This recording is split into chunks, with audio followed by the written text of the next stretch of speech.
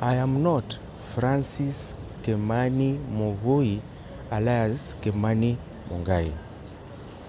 There is a lady by the name of Ruth who was gotten an affidavit to the effect that she's my spouse.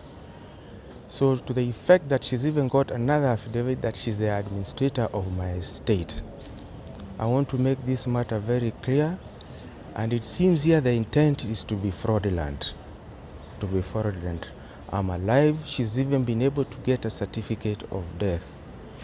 So this has traumatized me personally, especially my family, my friends. They've been calling me that to find out whether I'm still alive or not. And this is a matter that I'll pursue further to make sure that it comes to a finality. Traumatizing, you can't really do it because it means there's somebody who wants you dead. So personally, I feel that, I need some type of protection because somebody has an interest with me being dead. We need to put the record straight. Mr. Kimani is not dead. Mr. Kimani is alive. The letters gotten were fraudulent, and we are here to just put the record straight.